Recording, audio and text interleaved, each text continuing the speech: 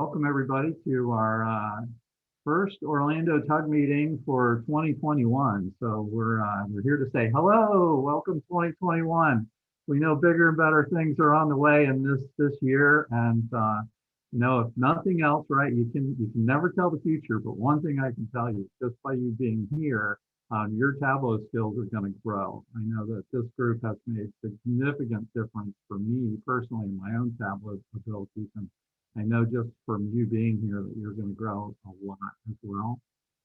Keep in mind in the chat, we're going to try to have an active chat session going today. So there's some questions in there. If you can fill those things out for us, that would be great.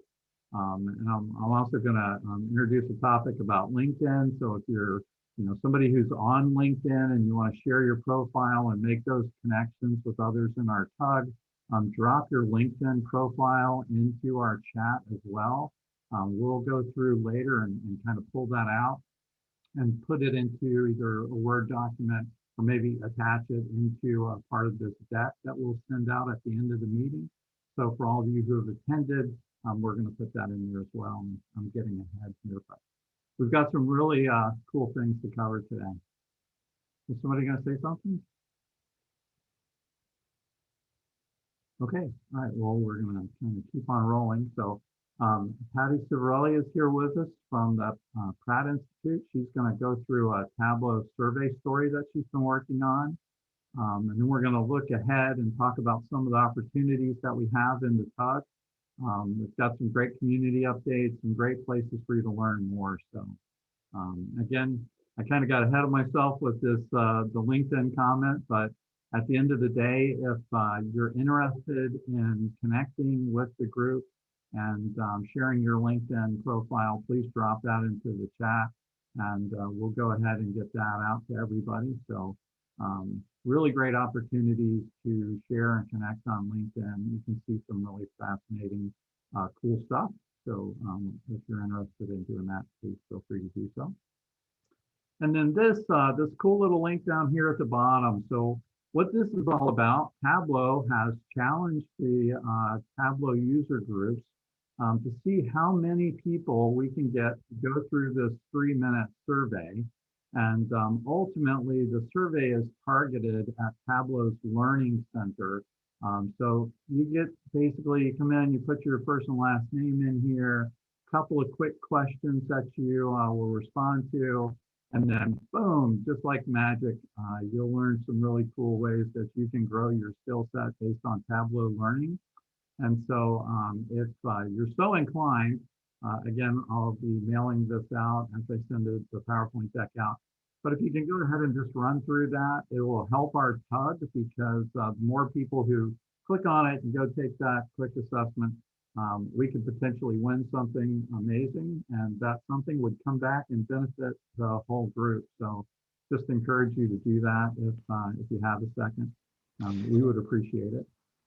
And then again, just real quick, our mission here is really to help drive Tableau's mission and helping people see and understand data better.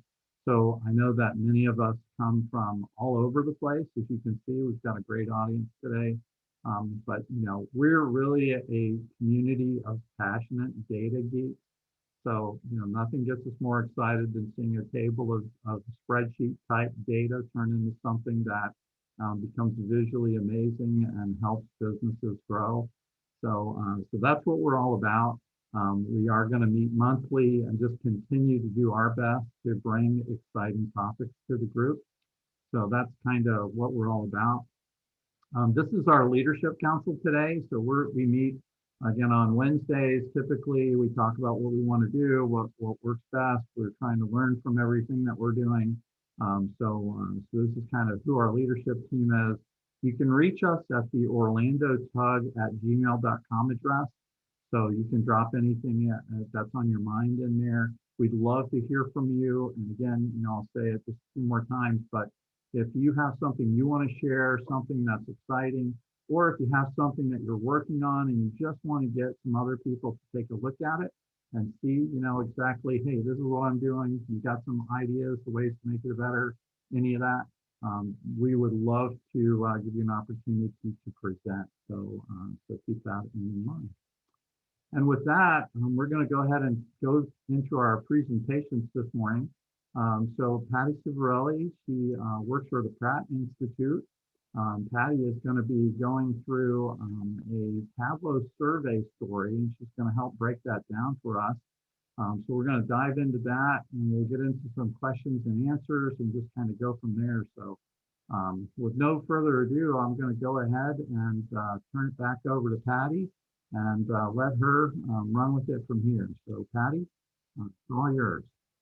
Okay, hang on a sec. I just gotta share my screen. Awesome. So I'm gonna talk a little bit and then I'll shut my video to conserve resources on my computer so I don't freeze up. I've been working in higher education for over 30 years, and I've had a number of different roles through the administration, ran through IT when IT was new, and now I'm in institutional research, which for me is mostly been tabular reporting and working on building an operational data store for day-to-day reporting and a snapshot database for longitudinal reporting.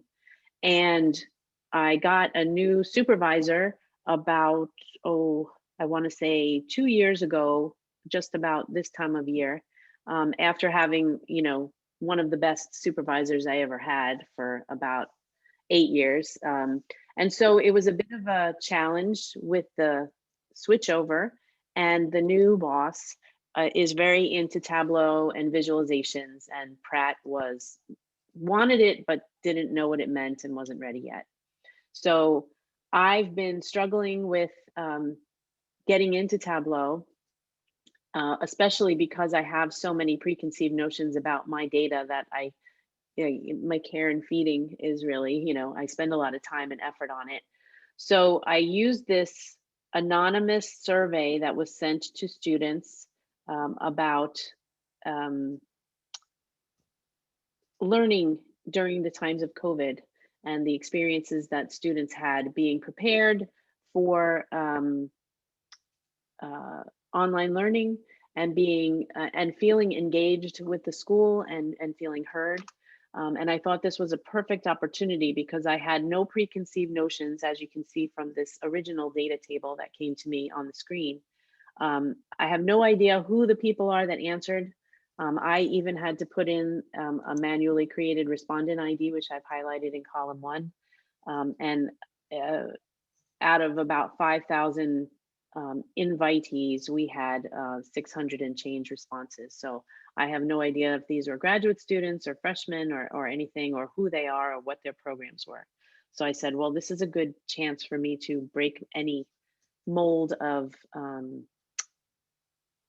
what I want to see in the data and what I quote unquote know to be true, whether or not the data bears it out, right? So I'll move forward with my presentation. I'm going to go a little quickly so that we have time for questions at the end, but if you need me to go slower or stop for a moment, just give a holler. And I'm going to stop sharing my screen, my video right now. Okay, so I originally got this table, and it has several columns, and the questions had alpha names, not numeric names like Q1, Q2. It did not have an ID number, and I had started assuming that this table was going to be what I was going to work with.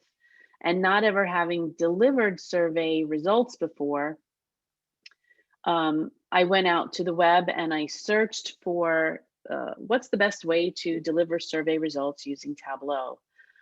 And I came across this YouTube video by someone named Steve Wexler. And I have come to know from some of our compatriots here that Steve Wexler is kind of a big name in Tableau. And I didn't know that for sure to be, yes, Zen Master, sorry, I'm not even up on my Tableau jargon. I didn't know that he was going to be good, and I had watched 2 or 3 other videos that were not quite as impressive, and I really liked what he had to say. So what I found out from him, and I'll just scroll through the video a little bit, is that first of all, you need to know your survey. And then when you are looking at the data and you only have numbers, it's important to also add columns that have the actual textual responses where possible. And that it's also important to, oh, did I skip past that? To clean and reshape the data.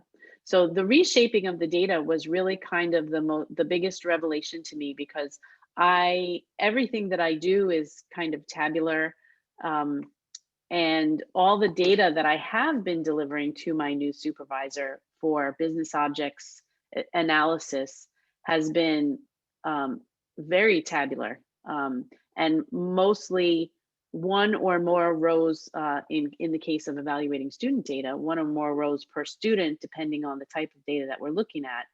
But this was the first time I had heard the idea of the sort of long, narrow table. So I was really concerned that I might be diving off a cliff with this and not going in the right direction. So what I did then, after looking at this and following along with the video and watching 10 seconds and rewinding it and watching 20 seconds and rewinding it, was I came up with this ultimate survey data file. And if you're interested in the blue headings, if you've not ever used SAP Business Objects, I found a lot of trouble trying to do it in raw Excel without downloading any tools. And I'm not yet savvy with Tableau Prep, although I have tried to do this in Tableau Prep since trying this, and I see that I can do it. So I will be doing it that way next time, but I cleaned up and reshaped my data inside of Business Objects. So rather than one row per respondent, I have one row per respondent per question, with both the text response and the numerical, the values where they exist.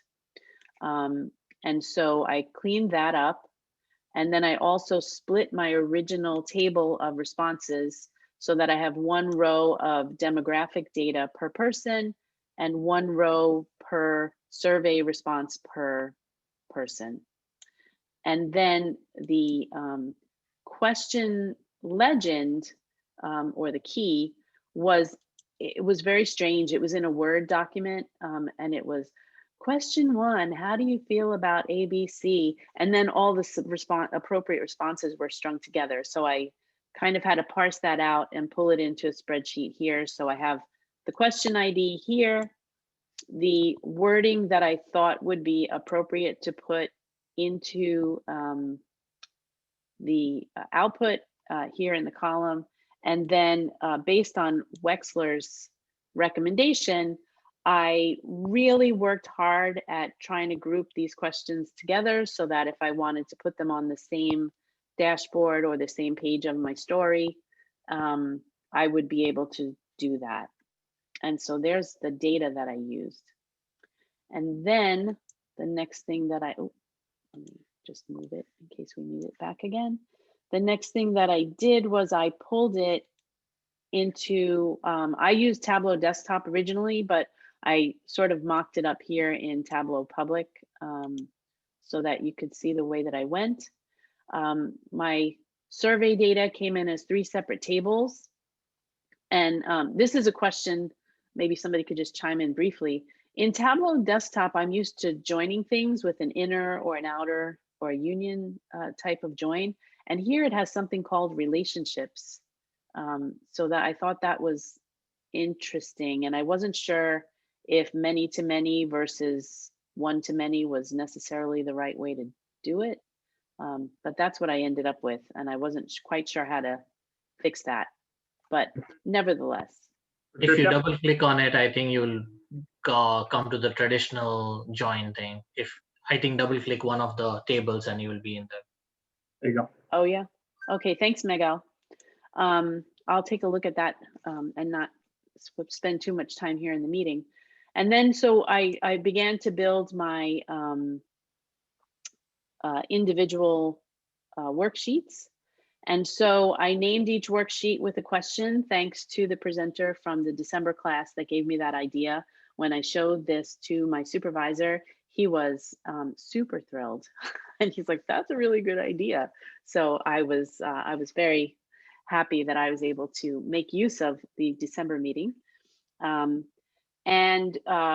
What I was able to do, the first thing that I did before I even made the first worksheet was I built a parameter. So that way, as I started to look at the data, I could look at all responses or by academic class or by whether or not a student had a disability, whether or not they were first generation student, and first generation is defined as one or more parents having completed a bachelor's degree, gender identity, and all the different, so these are all my demographic question responses and my demographic categories. So I created a parameter that listed out all the different options that I wanted here. And then I right-clicked and created a calculated field called breakdown by, which I'm using here. And that's where I mapped all of my options in this list to demographic data items. So that way it would change the breakdown of the table. And so then I worked to get the first table to look the way that I wanted it to. And I pulled it into a dashboard. And I tried to make sure that it looked, again, the way that I wanted it to. And I pulled in the Pratt logo for our real one and a bogus university logo here. And then I also created links to the institute here and to the original survey instrument here for more information. And once I had this dashboard the way I wanted it, and then this worksheet, then I was cloning the worksheets going across. And so, for example, here, I'm sorry, whereas in the first one, I didn't have a filter, I just said who responded to the survey so that it was just kind of everyone. In the second one, I started using filters for my question groupings to show groups of similar questions on the same worksheet and dashboard. And then the last thing that I did was I pulled everything into a story with my questions as the headers for each of the cards. And I went across as it went that way. So that's pretty much what I did. And it's about 12:23 now, so I'm gonna put out a couple of questions there, and I have not been able to keep my eye on the chat because I wanted to get out what I had to get out.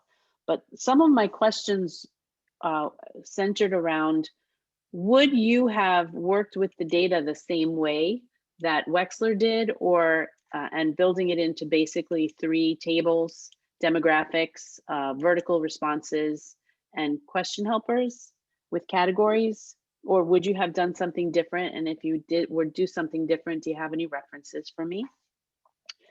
And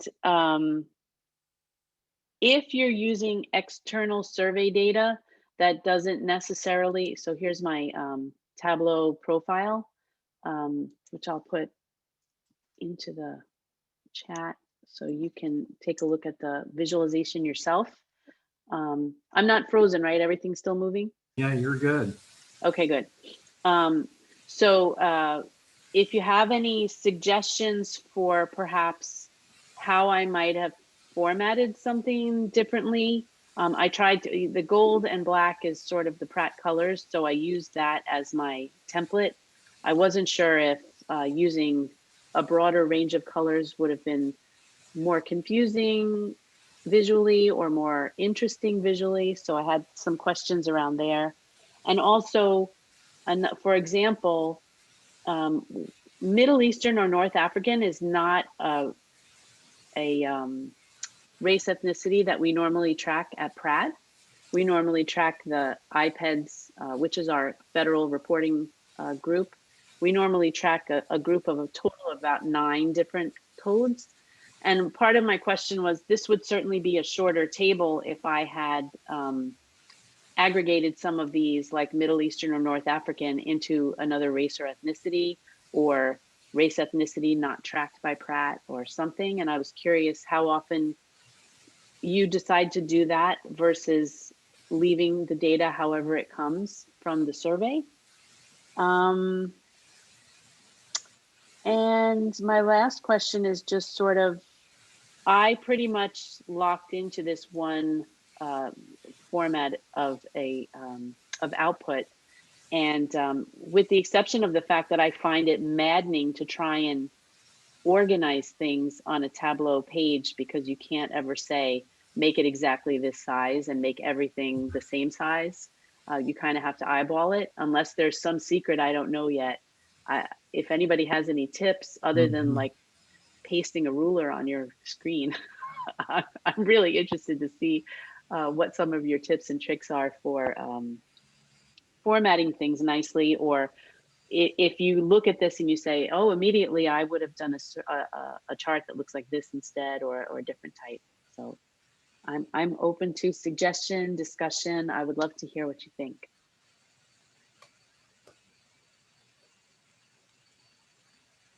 Thoughts? What do you guys think out there? Patricia, this is Dinashri, and I would just like to thank you for presenting this. It looks great in terms of understanding the survey and doing the branding look and feel. I guess to answer your question about the view, maybe I don't know if you tried the automatic setting or standard view. It gives you different ways whether you want to fit width, height. But if you go for the dashboard and the storytellers, if you actually go ahead and click the automatic one, then it'll adjust to the browser, all sorts of various things that fall in place over there in the layout. Yeah. Well, this is your story. Can you go to the respective dashboard, please?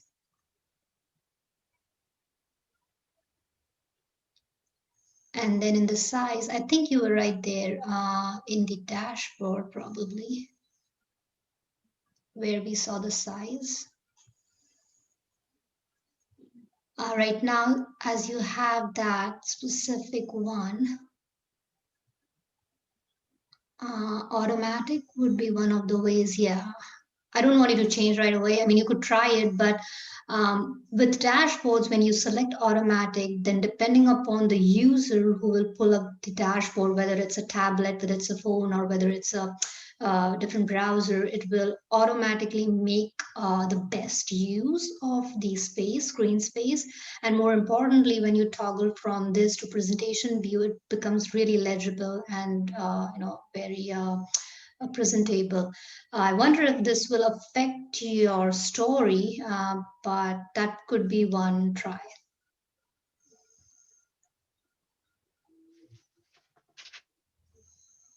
Hey, Patty, another suggestion, this is Jeff, that you might want to think about is down in the objects section, you see the horizontal and vertical kind of buttons that are down there. When you're creating your dashboard, you can draw those boxes. It'll put like a border around your dashboard when you draw one on. And what I like to do is I'll put a horizontal field in first, and see how it's got that blue line around the whole thing now? You can grab another horizontal box and you can drag it on and kind of pull it down toward the bottom. And then what it'll do is it'll split that screen. So now those two spaces can be independent spaces, and you can format them in such a way that you can really space things out exactly like you want them. And then there's another way too, up under dashboard on the top menu, where you can turn on grid lines. So if you show grid, so if you're trying to line things up by turning on the grid lines, and it's something you'll only see when you're actually in the tool, but it gives you some spacing so that you can kind of line up your view. You see those, suddenly you have those little blue boxes there. So it looks like you're working on a piece of paper. So those are a couple of tips that you might want to play with in the future to help with that. That's really great, both of you. Thank you so much. I only took one class so far in Tableau. I've actually found it easier to sort of fool around with things that were actually meaningful to me rather than to take a class. And I never stumbled along that show grid before. So thank you very much for that. That is going to be a lifesaver for me. It's an awesome one. Yeah. Yeah, that's exactly the kind of thing that I was looking for.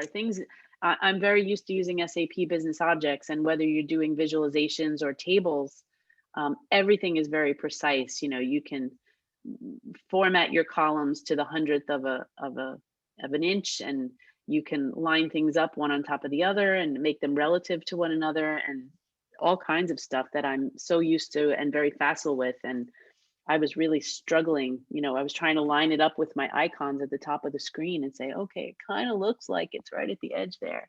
But this will be this is a game changer for me. Thank you. I can't believe I didn't see it.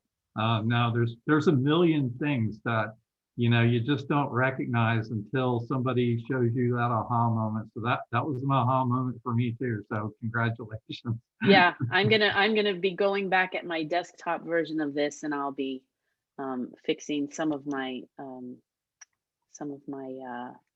sizing and shape of things.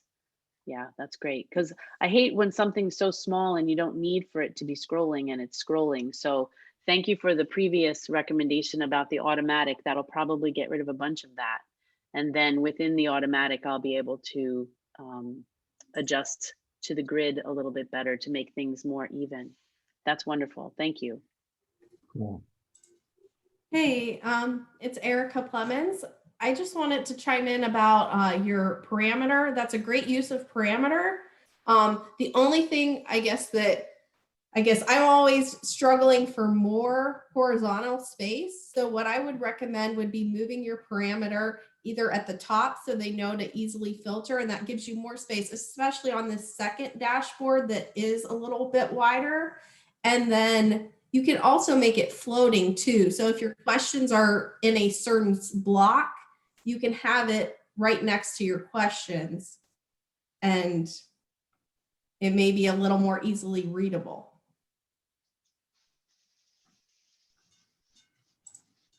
I'm answering you and I'm muted. Thank you very much. I'm like, yes, that sounds great. Yeah, because one of the reasons I asked the question about the changing some of the responses on the breakdowns is because some of my pages got really long, and I don't know, I find that when things go below the fold, sometimes the whole story gets lost. So yeah, but moving this and giving a little more horizontal space would be great too. So this is Jeremy Medina. I wanted to tell you, I use that a lot, Jeff, to so if you want to know what is the shortcut in your keyboard, is just G. So you can click G on and off, and you will get it in your screen. So you don't even need to go to the toolbar. I actually learned that a couple of years ago when I went to one of the Tableau conferences, and I was like, whoa, yes, finally, it's here. I used to use a ruler on top of the screen to do that. So yeah, so if I'm going to put it in the chat. There is something in the Tableau help where you can see some of these shortcuts. There is also a shortcut menu dashboard out there in Tableau Public. I'm going to try to find it and send it. There's a bunch of shortcuts that you can use with your keyboard. But in this case, this one is just G. You don't have to press Alt or Shift or anything. Just G in or G. If you click G look at that, or off, you will see it. Yeah. Yep. Yeah. There you go. Yeah. That's funny too, because I was doing Command G because I'm on a Mac, and I was like, I don't think it works on a Mac. And then you said, don't use any other key, and there it is. Don't use any other key. You just press G and it will show, and G and again, and it's off. So that's great. Yeah. Oh my goodness. This has been so worth putting myself out there for. Thank you. Yeah, I'll send some of the links into. I'm going to put it in the chat soon. Yeah. Oh, that's great, Emil. Perfect. Hey, Patricia, this is Aaron. One thing I like Aaron. doing with like the bars that you have here is putting in an average line, because then you can see where each of those bars lies within that average, whether it's below or average or at or above, just to give viewers a reference of where that average lies. So in this case, it would be like a vertical line somewhere around here. For me, the screen is frozen, so I probably see something that you don't. Oh, wow. Okay. Is that, can anybody see my mouse moving? Are we okay? It looks like you're frozen now. Okay. Yep. You stop All right. sharing and restart sharing. I think that. Yeah, sometimes it works, sometimes it doesn't. I'm gonna need, I've uninstalled and reinstalled a couple times, so we'll see what happens. Okay. Did I share the right screen? It's Who knows? But I think those are all really great suggestions. And I think now I'll stop my share and I will, I've been watching out of the corner of my eye, the chat going crazy, and I see a lot of good suggestions. So I'm very excited about that. Thank you very much. I'm so grateful. Cool. So Patricia, I can give one last tip to you in regards to the data itself. I tend to do a lot more data manipulation on a day-to-day basis. And I think the easiest way to explain, you were asking about, hey, what should I be doing differently with the demographics and the responses? Basically, the easiest way to think of this is anything that you want to use as a filter should be configured like it is for the demographics. So you'll have the response ID and then all the questions listed next to it. And then if you're using it to kind of do a drill down, which will essentially be that final question that you want to see in the visualization, that will essentially be what you want configured like the questions.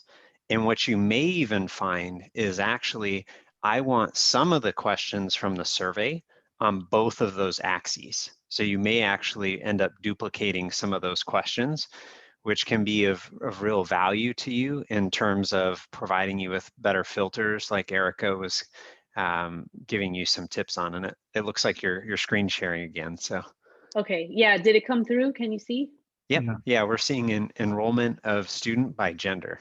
Okay, so yeah, this is from our Tableau Online. This was actually my first pass at a dashboard. And one of the reasons that I liked what the gentleman Wexler did on that video was I had attempted to create cascading filters here, one relying on the other, but they don't work as well as I would like. So for example, if I pick 2305 here, which is one of our academic programs, and then I click all here, it sort of keeps it, and it's not like a reset, and so I was concerned about how that would work. So I'm still working a little bit on that, but I was thinking that perhaps building more than one parameter, and I had heard about sets, which I haven't used yet.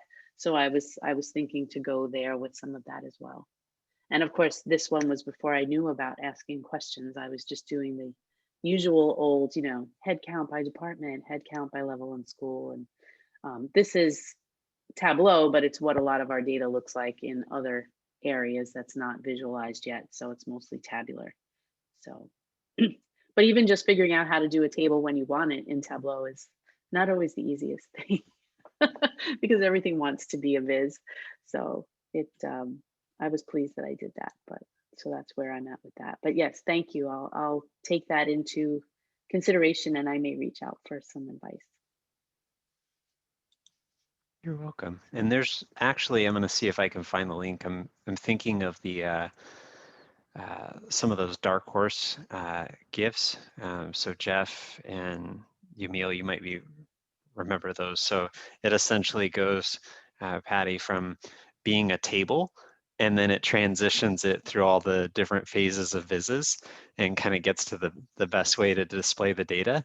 And sometimes literally with the clients or the end users that we're working with, we may need to go through that progression, and we can't just hop right to the end, just because it may be a little bit overwhelming to go directly from a table all the way to some really fascinating visualizations. Wonderful, thank you. Yeah, it's hard to know, you know, there's so much, once you start looking at things, you're like, well, that's cool, and that's cool, and that's cool. But, you know, when you're at work, you don't always have time for cool. Sometimes you just need to get it done and know that you haven't obscured the intention in the process. So thank you very much, everyone.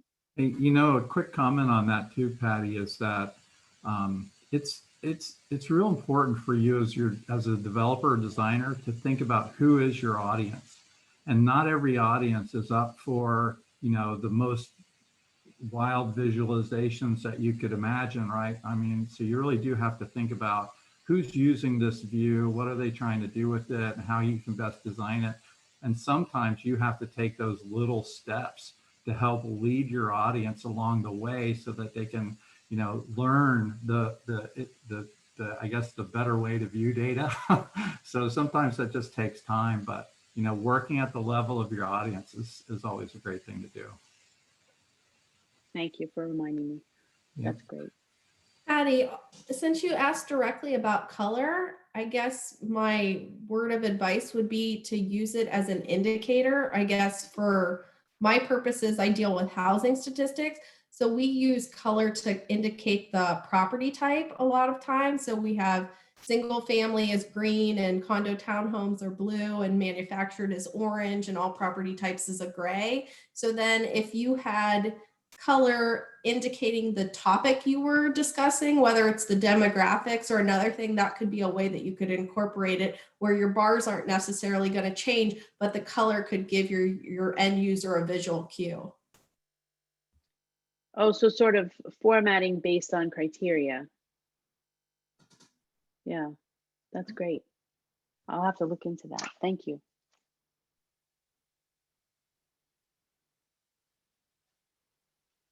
Great. Thanks, Erica. That was really good. Oh, hi. I have one thing I'll throw out there.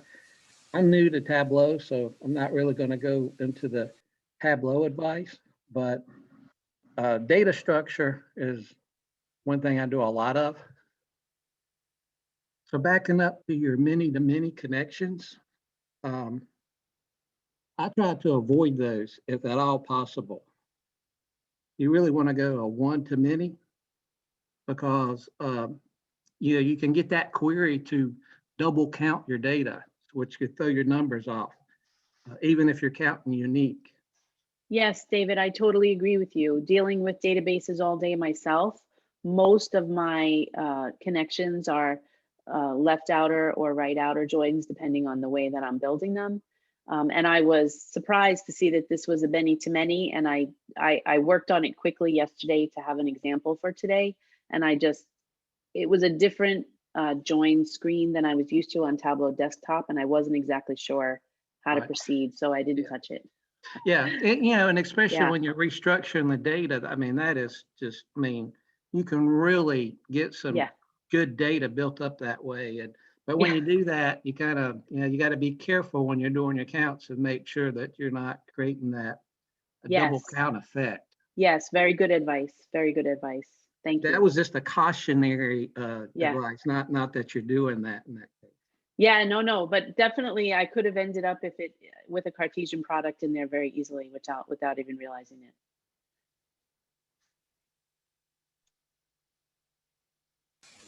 All right, I'm gonna go ahead and move over. We have another quick session here that Yamil has found a really cool Tableau public dashboard that highlights some of the release features that are available. So Yamil will have, I don't know, maybe, you know, 5 or 10 minutes to go through this as well if you'd like to take it from here. You know, are you good with doing that?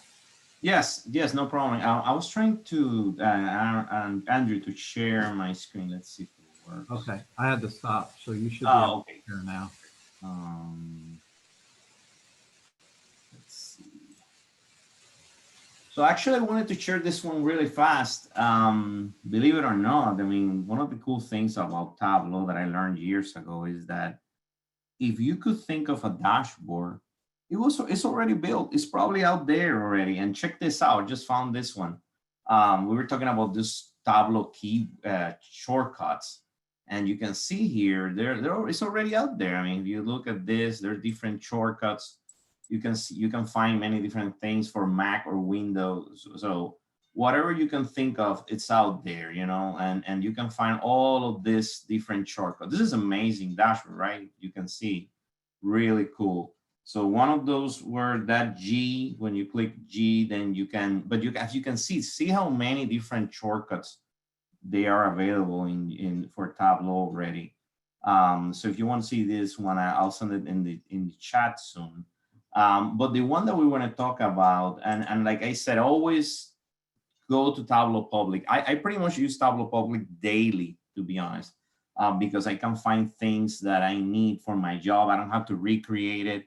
Honestly, you know, most of the time we reinvent the wheel for no reason. You don't have to do that. And this is a great example. So let's say that you are talking with IT, or you're trying to convince your company to move ahead and do an upgrade in Tableau. And let me tell you, I don't work for Tableau. I work for Universal Studios here in Orlando. I don't make any money out of this or anything. I'm just telling you my story, right? We're actually upgrading right now, and we're trying to, you know, help some of the users understand why we want to upgrade and what features are going to be in the new upgrade. So, for example, right now we're in 2019.3 and we're going to 2020.3. What this is great about this is you can use, this is available, you know, in Tableau Public, it's free, and you can use this and you can select your version. Look at this, I have most of the versions since 9, and then you can select the version you're upgrading to, and then you can see here most of the most important features that are going to be in the newest version. And this is not all. The cool thing about this dashboard is I can hover on it, and I can even go and see about what is this dynamic parameter. For example, this is the one that I'm crazy about right now, that we really need in my company. But as you can see here, it gives you other links to Tableau where you can find more information about this specific feature. You can actually select, it's a very well done dashboard, as you can see, and it has all these animations and things like this, where you can actually see where were the releases on this top part here from 2020, when was the different releases of Tableau. You can find some of the help areas from Tableau here on the right. It makes very good things. If you're looking for something special, you can look for it here, new, improve. It have a rank of the top, the best features. You have categories, data connectors, databases, I mean, usability, really good dashboards. You can see, I mean, great use of the tooltips.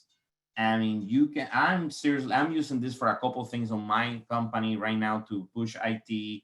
We are actually having some training sessions for users so they know what are these new features. We're going to use this dashboard, and we just wanted to show it to you. I showed this dashboard yesterday to Jeff and Andrew. They like it a lot. They thought, you know, it's a good thing that we could share this with the users and in the on the user group. So it's just one example that we wanted to show you that you can use this. I mean, this is a great example of how the community within Tableau share, right? Because this was actually built by someone within the community. It was not built by Tableau either. So just imagine someone from the community had an idea, put it out there. This person is using it for their company, and it's giving it to all of us for free. And if you want to get more information, and here is how to use the dashboard too. So this dashboard is not only good for all that what I said, you can actually learn a couple of things downloading this dashboard, how they build it. I downloaded yesterday. I'm looking at some of the things here, you know, to learn myself. So just one example. Do you have any, Andrew, you have any questions or anybody in the chat?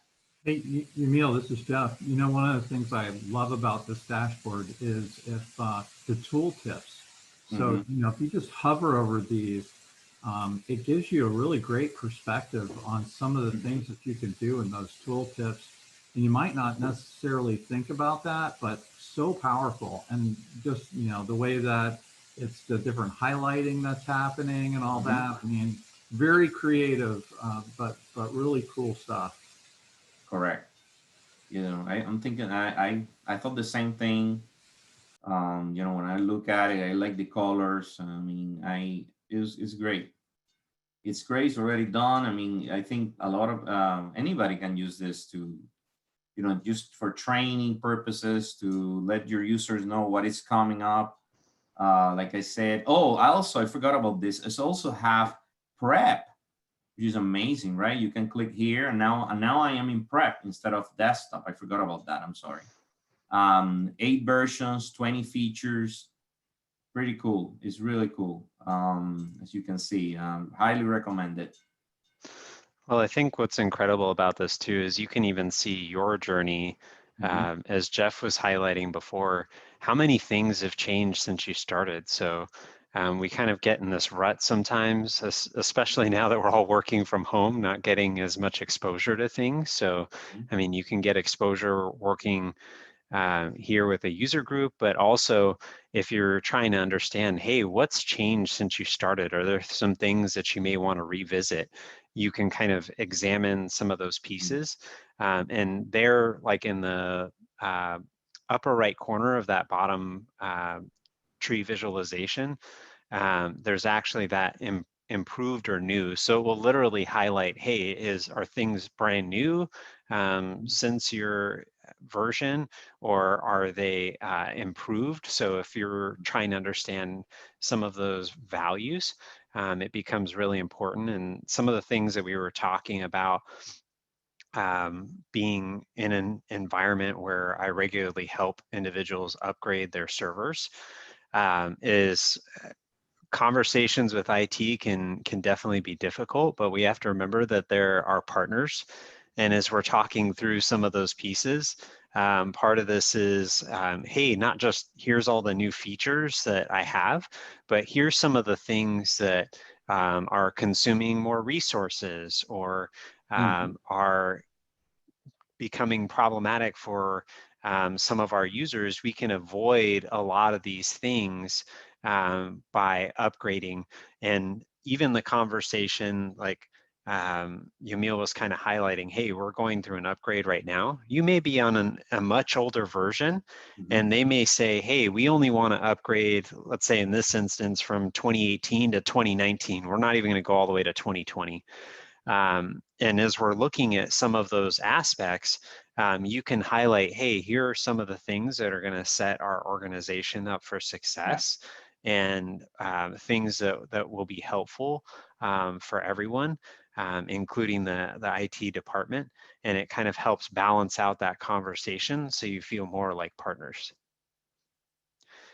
As we kind of talk about this, one of the things that I did want to ask, and you can do like a thumbs up on the reactions, which is like at the bottom of the screen, or feel free to post something in the chat. Would you guys want to talk more about kind of lobbying for server upgrades, like maybe some practices of doing that? We were talking amongst the leaders and maybe spending like 15 minutes on that. Would that be helpful for everyone?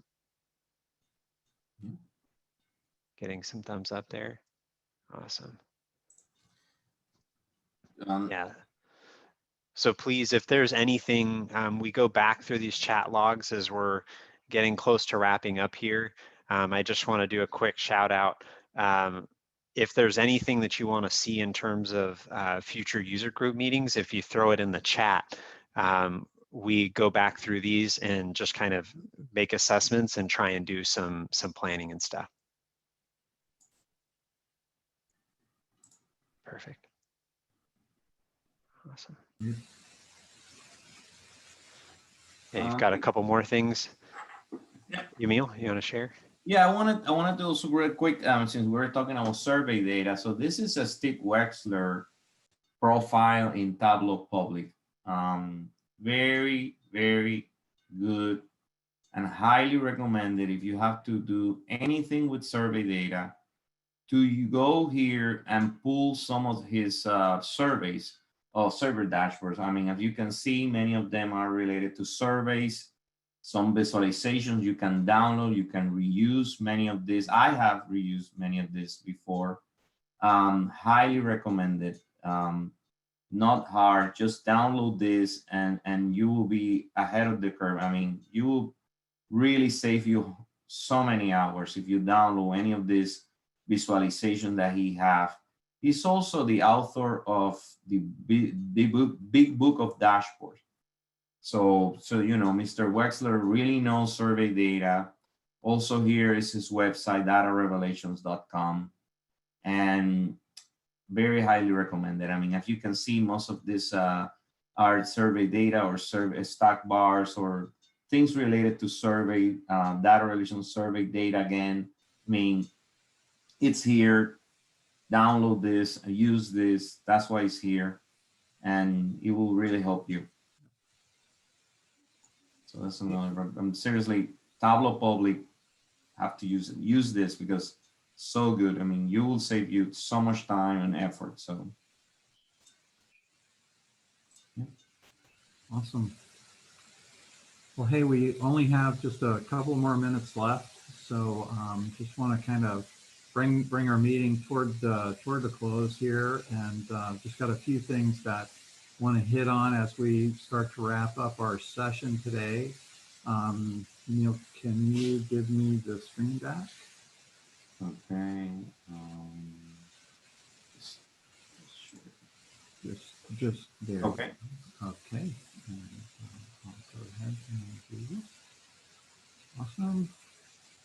And hopefully they can see that okay. So awesome. So our next meeting, like I had mentioned, we're targeting February. We want to continue these on every month. You know, we're going to be consistent with having the meeting. We're looking at that day to be a Thursday. And so in February, probably would be the 18th or the 25th would be the next time.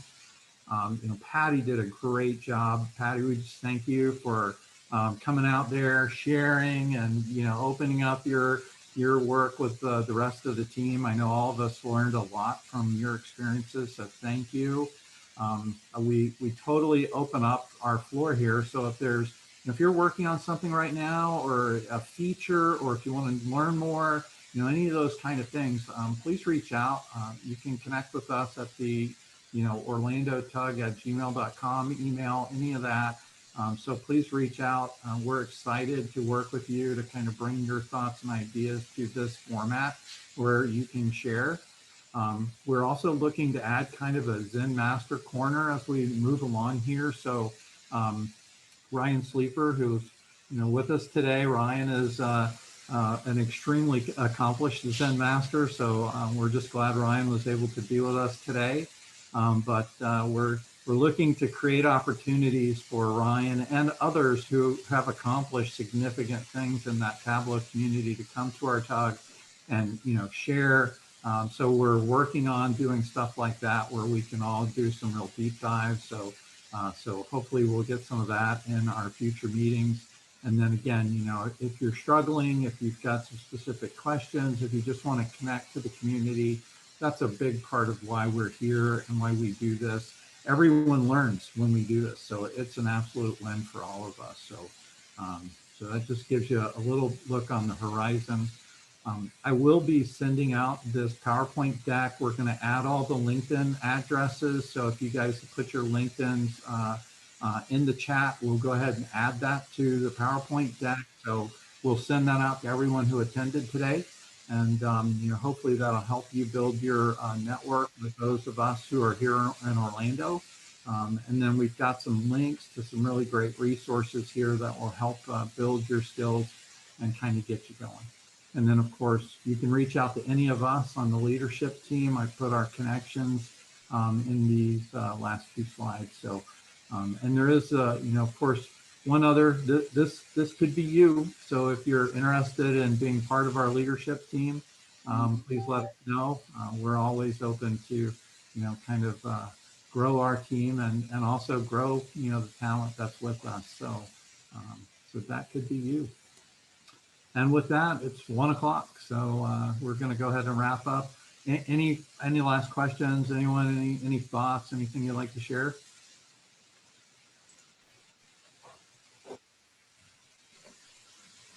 Amazing attendance. Yay. I'm loving it. Yes. Thank you guys for joining. Yeah, and thanks for all the interaction in the chat today too. That was really great. So we appreciate it. I think I hit my goal, Jeff. I think we've got over 250 messages in there, so I'm really pumped. That's awesome. That's fantastic. Well, thanks again, everybody. We appreciate you guys coming and sharing. So look forward to seeing you again next February. You're in February. Awesome. All right. Thank you, everyone. Bye.